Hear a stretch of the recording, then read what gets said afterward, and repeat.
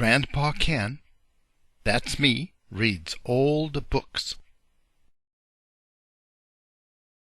Kennemar Video Books, books that read themselves. Little Br'er Rabbit, anonymous. Nobody knows who wrote it. But the Hayes Lithographing Company of Buffalo, New York, published it in about 1890. The Fire at Billy Bunny's. When Billy Bunny burnt some matches, you know how bad that is. He wanted just to hear the scratches, and see the blaze and fizz. But all at once, and in a minute, the room was blazing too, and there was Billy locked up in it. Whatever could he do? But firemen are such splendid people. They rushed and rang their bell, with ladders higher than the steeple. They rescued him quite well. They brought him down, all wet and choky, and nearly baked and boiled. His hair was singed, his clothes were smoky, and all his toys were spoiled. His father scolds, his mother's crying. Poor Billy gasps for breath. Their pretty home in sparks is flying. The neighbors are scared to death. Now, don't you think it's very silly to play with fire? I do. The firemen came to rescue Billy, but they might not come for you. True to life. It isn't true to life, they said. We rabbits never run away, and from a dog, too. How absurd! Why, such a thing was never heard. Who ever such a big dog saw? This artist cannot even draw. Just then a strange event occurred. A bark in the distance heard. Said Bunny, "That's a dog, I know."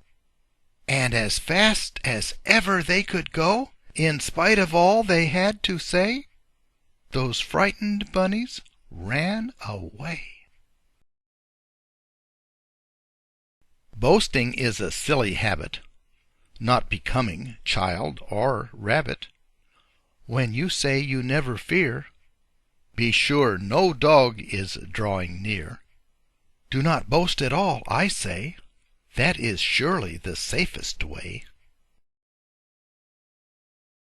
Little Br'er Rabbit's Bicycle. Br'er Rabbit was a clever child, and as good as gold was he. He worked to please his dear papa and all his family.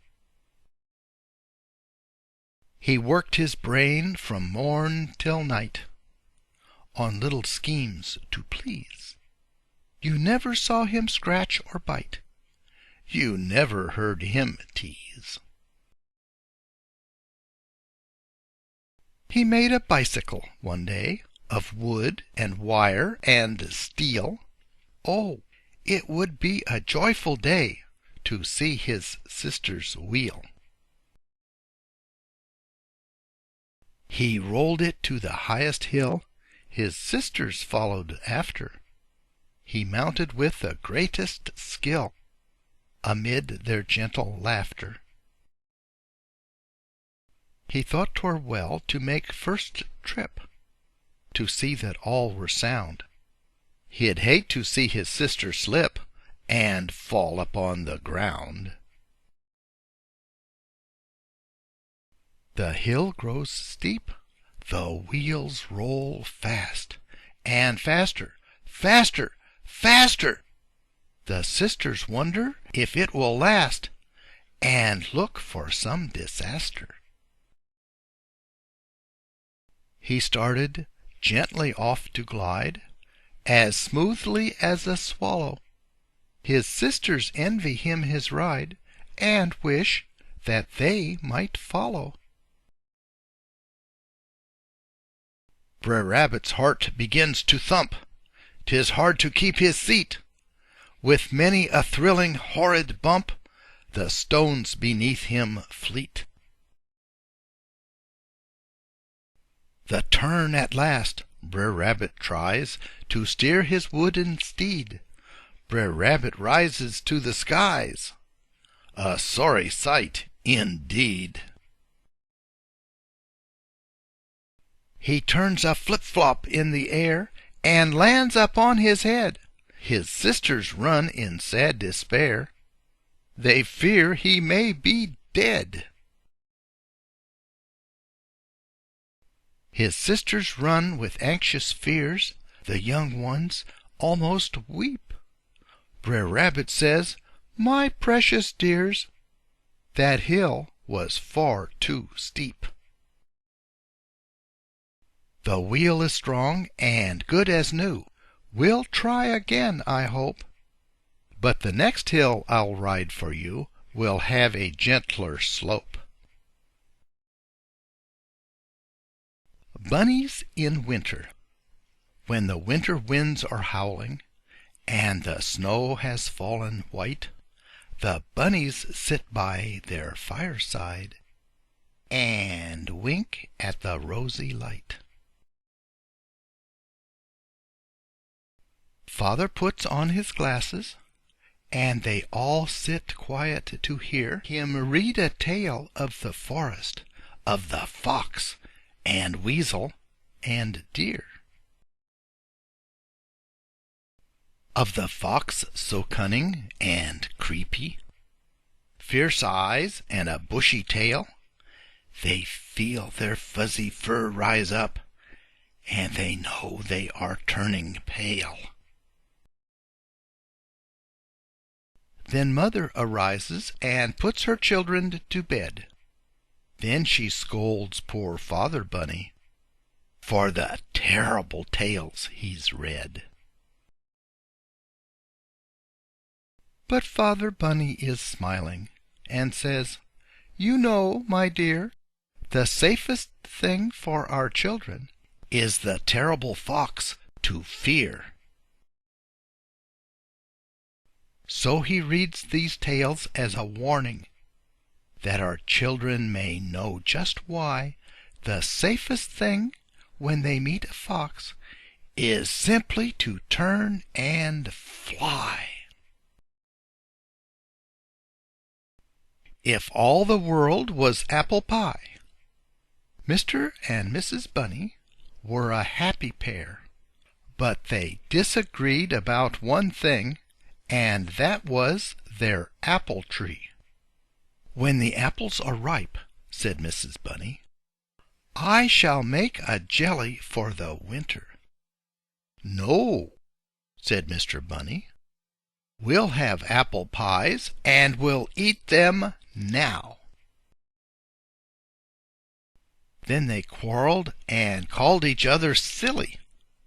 Mrs. Bunny sat sadly under the apple tree, and Mr. Bunny went and ate so many lettuces in someone else's garden that he fell fast asleep. Lettuces always make rabbits sleepy. And he dreamed that all the world was apple pie. The hard part, rocks and things, was the crust. The soft part, earth and grass, was apple. The seas and rivers were juice.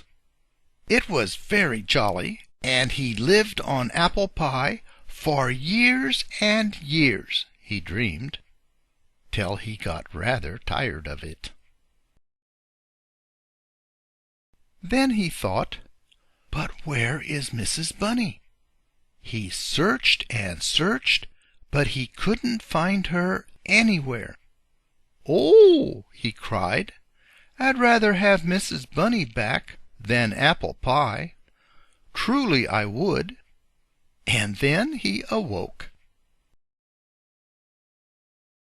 He hurried home, and to his great joy there was Mrs. Bunny quite real, still sitting sadly under the apple tree.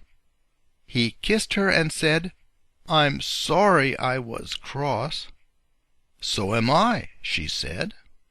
"If all the world was apple pie," he continued, "I wouldn't care for it without you." So they made up their quarrel.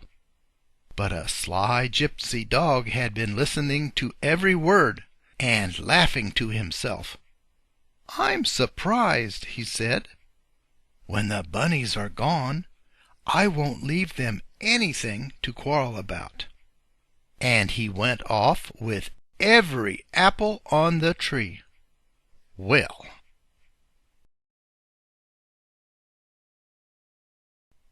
the guinea pig and the rabbit. Said the guinea pig to the rabbit, his friend so true and dear, "I've something dreadful, Bunny, for your own private ear."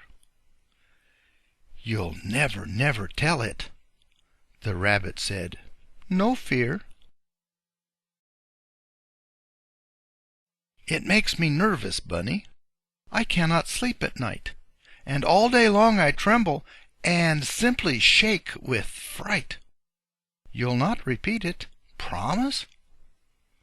Said Bunny, "Honor bright." The guinea pig grew closer. His voice was none too clear to pour his secret trouble into his comrade's ear. "The left one, please," said Bunny. "The right one does not hear." "Now tell me what's the matter. Why, and why you look so sad?" The guinea pig, distracted, cried, "Oh, the shock I've had! 'Tis what those boys were saying that nearly drives me mad." The big one told the younger.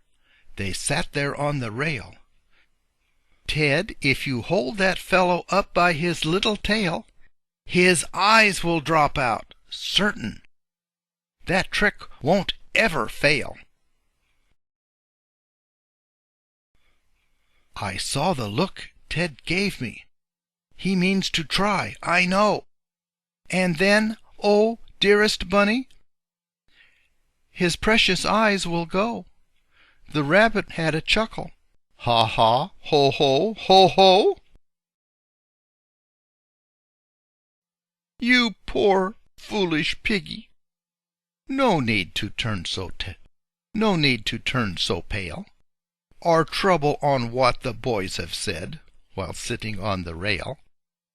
How can they hold you up when you haven't got a tail?" The guinea pig stood staring, and not a word he spoke, till, with a jump, he shouted, "Oh, what a splendid joke!" and laughed until the rabbit was half afraid he'd choke. And ever since that morning, whenever they fraternize, Bunny tries to tease his neighbor, and does it in this wise. "Dear guinea piggy," he said, "do you still have your little eyes?" This has been a Kennemar video book. Please visit us at kennemar.com or on YouTube at Kennemar.